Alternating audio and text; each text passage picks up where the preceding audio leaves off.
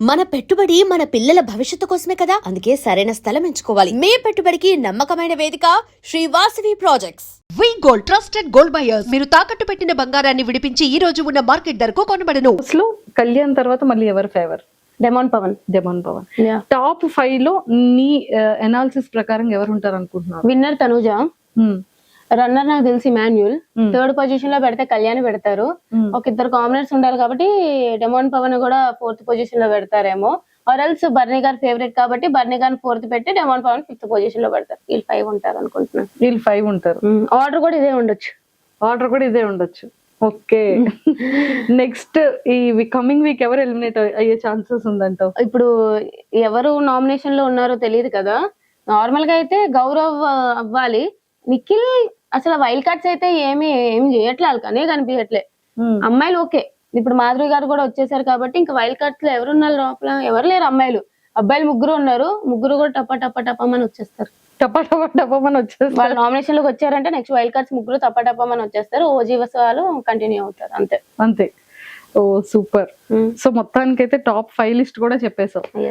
Okay రా, before నీ software journey ఎలా ఉంది? ఇప్పుడు నెక్స్ట్ సాఫ్ట్వేర్ కంటిన్యూ చేస్తావా, ఇండస్ట్రీలో ఉంటావా? లేదు, కంటిన్యూ చేస్తా. బట్ ఈ లోపు ఏమైనా మంచి రోల్స్ వచ్చినా లేదా చిన్నవి ఏమైనా వచ్చినా సరే I will take it. But మరీ ఇదే ప్రొఫెషన్ అని చెప్పి ఐ డోంట్ నో. అంటే ఈ ప్రొఫెషన్ అనేది ఎక్కువ నమ్మకం ఉండదు కదా, ఏ టైంలో ఉంటుందా లేదో. So that's why. But yeah, present అయితే ఇంకా ఏం లేదు. చూద్దాం లైఫ్ ఎట్లా తీసుకెళ్తే అట్లా తీసుకెళ్తా. అనుకోలేదు కదా బిగ్ బాస్ లోకి ఇలా వస్తాను అని చెప్పి. సొంత దేవుడి దయ. అరే, హస్బెండ్ కోసం ఏంటి మేనిఫెస్ట్ చేసావు? ఫ్యూచర్ పార్ట్నర్ ఏం చేయలే, మంచోడైతే చాలు.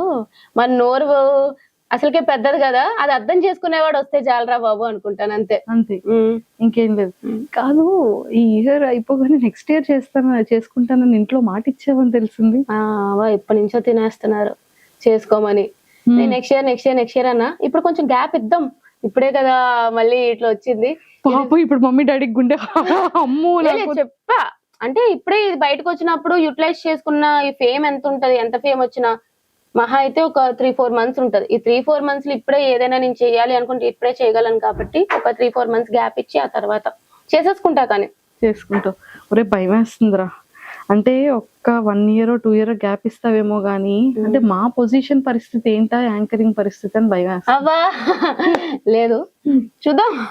ఏం కాదు, ఏం పర్లేదు, చూద్దాం అంటుంది అంటే ఏదో పెద్ద స్కెచ్ లోనే ఉంది. ఓకే, యాంకరింగ్ ఎవరైతే నన్ను కావాలనుకుంటున్నారో ఛానల్స్ అందరూ ప్లీజ్ కాంటాక్ట్ మీ, చేసేద్దాం, షోని హిట్ చేద్దాం.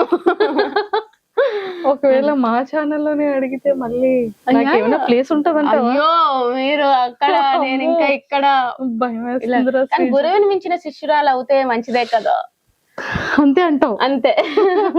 కానీ గురువు పొజిషన్ ఇచ్చేసావు.